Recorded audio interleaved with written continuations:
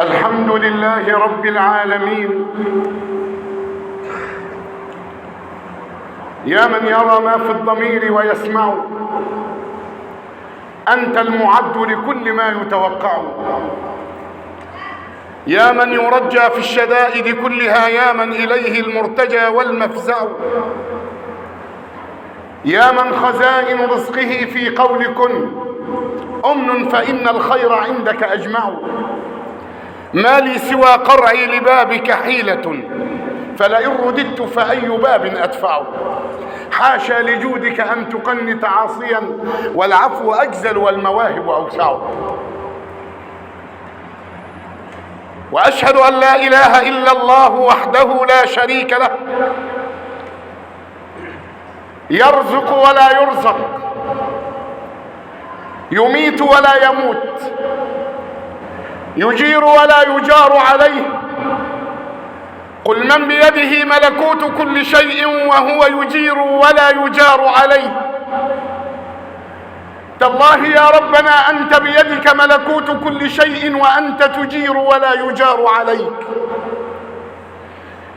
بك أستجير ومن يجير سواك، فأجر ضعيفا يحتمي بحماك، دنياي غرتني وعفوك عزني، ما حيلتي في هذه أو ذاك، أيا من كلما نودي أجابا، ويا من بجلاله يغشى السحابا، ويا من رد يوسف إلى أبيه بعدما طال الغياب، وكلم في الدجى موسى بلطف حديثا ثم ألهمه الخطاب، ويا من خص أحمد واصطفاه وحرر من شفاعته الرقاب، دعوتك يا مفرج كل كرب ولست ترد ملهوفا دعاك، وأشهد أن سيدنا وحبيبنا وعظيمنا ومصطفانا محمد بن عبد الله الذي قال له ربه وعزتي وجلالي لو سلكوا إلي كل طريق واستفتحوا علي كل باب ما فتحت لهم حتى يأتوا خلفك يا حبيبي يا محمد. محمد واسمه يشفي مواجعنا، ما قصده موجع إلا وشافاه. اللهم صل وسلم وبارك عليك سيدي يا رسول الله. أما بعد، إخوة الإسلام والإيمان، حديثنا اليوم عن المؤمن مثل النخلة. المؤمن زي إيه؟ زي النخلة. لما يتحدث القرآن عن المؤمنين نشوف ربنا يقول إيه؟ إنما المؤمنون الذين إذا ذكر الله وجلت قلوبهم وإذا تليت عليهم آياته زادتهم إيمانا وعلى ربهم يتوكلون. دول المؤمنين. ولما النبي صلى الله عليه وسلم يجلس في يوم من الأيام ويتحدث صلى الله عليه وسلم إن من الشجر شجرة لا يسقط ورقها فهي مثل المسلم فحدثوني عنها. بيسأل أصحابه في شجرة، هذه الشجرة لا يسقط ورقها فهي مثل المؤمن أو مثل المسلم، فما هي هذه الشجرة؟ فذكر أصحاب النبي صلى الله عليه وسلم أشجار البوادي. يقول ابن عمر فوقع في نفسي أنها النخلة، بس ما خاف يتكلم، هو جه عنده اللي جه جواه إن هي النخلة. فقالوا يا رسول الله حدثنا عنها، فقال صلى الله عليه وسلم إنها النخلة. فلما حدث عبد الله بن عمر والده عمر قال والله يا بني حببت أنك لو تحدثت بين يدي رسول الله وقلت إنها النخلة لكان ذلك عندي أفضل من كذا وكذا وكذا. ليه؟ يفتخر بابنه الذي فهم وعرف مقصد النبي صلى الله عليه وسلم.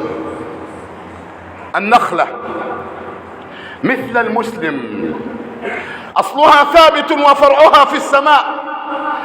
ألم تر كيف ضرب الله مثلا كلمة طيبة كشجرة طيبة أصلها ثابت وفرعها في السماء تؤتي أكلها كل حين بإذن ربها.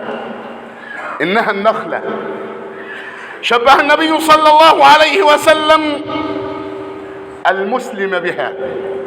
ولذلك لما تعبت مريم عند الولادة أشار إليها ملك الملوك: وهزي إليك بجذع النخلة تساقط عليك رطبا جنيا فكلي واشربي وقري عينا. فأكلت مريم الرطب، فالرطب ساعدتها على الولادة. ساعدتها على ايه؟ على الولادة. يقول لك المرأة الحامل تاكل بلح كتير، ليه؟ بيساعدها على ولادة الطفل. النخلة. المؤمن يحتاج إلى مجالسة الصالحين، ما يجلس الأسوياء من العباد، لا، يختار مين؟ يختار الصالحين من العباد لحسن يتحول. النبي صلى الله عليه وسلم كان يقول: اللهم يا مقلب القلوب ثبت قلبي على دينك. ما ينفعش المؤمن نلاقيه وسط جماعة بتوع بنجو ولا جماعة شريبة، لا، يجالس الصالحين. ولذلك ربنا لما أمر النبي يجالس قال له: جالس مين؟ جالس الصالحين. وده نبي، وسيدنا النبي معصوم، لكن قال له ايه؟ قال له: واصبر نفسك مع الذين يدعون ربهم بالغداة والعشي يريدون وجهه ولا تعد عيناك عنهم تريد زينة الحياة الدنيا ولا تطع من أغفلنا قلبه عن ذكرنا واتبع هواه وكان أمره فرطا. ولذلك تلاقي مجلس المؤمنين، تلاقي المؤمن حليم متواضع رفيق رحيم. شوف معاملة سيدنا النبي، لأنهم نقلوا من رسول الله صلى الله عليه وسلم. كل المؤمنين، كل اللي يتقال عليه مؤمن على وجه الأرض فهو ناقل عن رسول الله من أخلاقه. ولذلك سيدنا النبي شوف أخلاقه يعلم. لما لقى راجل كده أعرابي عند الكعبة، والراجل بيطوف حول الكعبة وقال: يا كريم، فأعجب صلى الله عليه وسلم بهذا الرجل الأعرابي قال: يا كريم. سيدنا النبي ردد وراه وقال: يا كريم. فقال الأعرابي: يا كريم. فقال النبي: يا كريم. قام الأعرابي نظر لسيدنا النبي، هو ما يعرفش سيدنا النبي صلى الله عليه وسلم. قال له: أتهزأ بي؟ انت بتستهزأ بيا لكوني أعرابي؟ والله لولا صبيحة وجهك ورشاقة قدك لشكوتك إلى حبيبي محمد. ليه؟ لأن أنا شايفك إنك راجل سمح الوجه وراجل محترم، هشكيك للنبي محمد. فسيدنا النبي بيقول له: أما تعرف نبيك يا أخ العرب؟ قال: لا، ما اعرفوش. قال: وكيف إيمانك به؟ قال: قرأت كتاب الله فآمنت به وصدقت برسالته. فقال له: اعلم بأني نبيك في الدنيا وشفيعك في الآخرة. فنهض الأعرابي يقبل يدي النبي صلى الله عليه وسلم، فقال النبي: مه يا أعرابي، إنما أنا عبد الله ورسوله. وإذ بجبريل ينزل على رسول الله: يا رسول الله، قل للأعرابي لا يغرنه حلمنا ولا كرمنا فقد نحاسبه على النقير والقطمير. سيدنا النبي قال للأعرابي كده، قام الأعرابي يقول له: أو يحاسبني ربي يا رسول الله؟ وربنا هيحاسبني؟ قال: نعم إن شاء. قال: والله لو حاسبني ربي لأحاسبنه. لو ربنا حاسبني أنا هحاسبه. قال: وكيف ذلك يا أعرابي؟ قال: إن حاسبني على بخلي حاسبته على كرمه، وإن حاسبني على جهلي حاسبته على علمه، وإن حاسبني على ذنبي حاسبته على ستره، وإن حاسبني على معصيتي حاسبته على مغفرته. فبكى النبي صلى الله عليه وسلم حتى نزل عليه جبريل وقال له السلام يقرئك السلام ويقول لك يا محمد أقلل من بكائك فقد ألهيت حملة العرش عن تسبيحهم، وقل للأعرابي لا يحاسبنا ولا نحاسبه. رحمات رحمات تتفجر من أهل الإيمان. نعم إنها الرحمات. ومش لازم المؤمن يطلع من بيت النبوة ولا من بيت صالح، لا، ده ممكن المؤمن يخرج من بيت الكفر. خلي بالك. ومعانا نموذجين من هذا. النموذج الأول ماشطة بنات فرعون، المرأة الخدامة اللي بتمشط للبنات في قصر فرعون، قاعدة تصرح للبنت فسقطت المشط من يدها فقالت بسم الله. فالبنت بتسألها تقصدين أبي؟ قالت لا، ربي وربك ورب الفرعون هو الله. البنت بلغت الكلام ووصل الكلام للفرعون، والمرأة معاها من الأولاد 3، أصغر عيل معاها رضيع على صدرها، وأحضروها وأوقدوا النار وأضرموا النيران وأحضروا طسطا مليئا بالزيت المغلي، وأحضروا المرأة وأبناؤها 3 وأحضروا أكبرهم وسألوها من ربك؟ قالت ربي وربكم ورب الفرعون هو الله. راحوا ماسكين الواد الكبير راحوا ملجحينه في الطست بتاع الزيت، طافت عظامه فوق الزيت من السخونة. أمسكوا بالطفل الثاني، من ربك؟ قالت ربي وربكم ورب العالمين هو الله. راحوا ماسكين الواد الثاني راحوا رميينه، فطافت عظامه فوق الزيت. خلاص السخونة بتاع الزيت طلعت العظم من اللحم. ثم أمسكوا بالرضيع وسألوها من ربك؟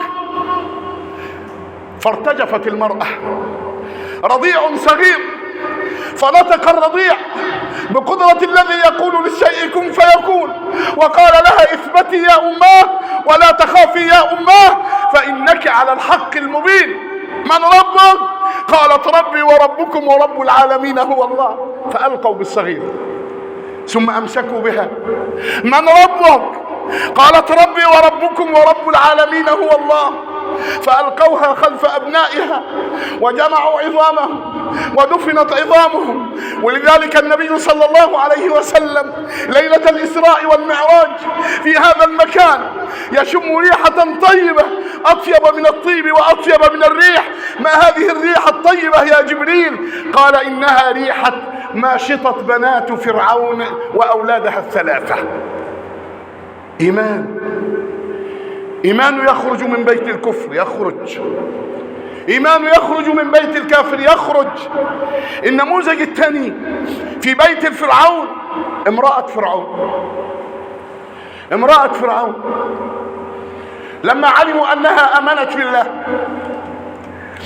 ده زوجة من قال أنا ربكم الأعلى، أحضروها أمام الجميع ليعذبوها ليرتدع الناس بهذا الأمر، وأوقفوها وأحضروا جزارا يذبحها أمام الناس ويسألونها ما دينها وما ربها، فأجابت ربي الله وحده.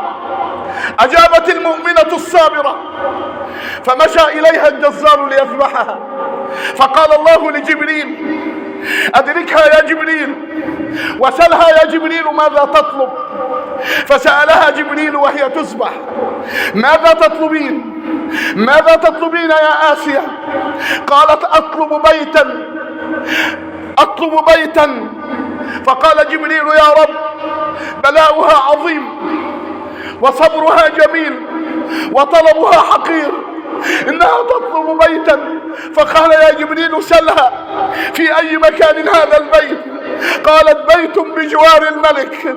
نعم الطلب. فقال جبريل نعم الطلب، إنه ليس بيت في الدنيا، إنه بيت في الآخرة. قالت رب ابن لي عندك بيتا في الجنة ونجني من فرعون وعمله ونجني من القوم الظالمين. ويقول صلى الله عليه وسلم البر لا يبلى والذنب لا ينسى والديان حي لا يموت. ابن آدم اعمل ما شئت كما تدين تدان، أو كما قال التائب حبيب الرحمن والتائب من الذنب كمن لا ذنب له.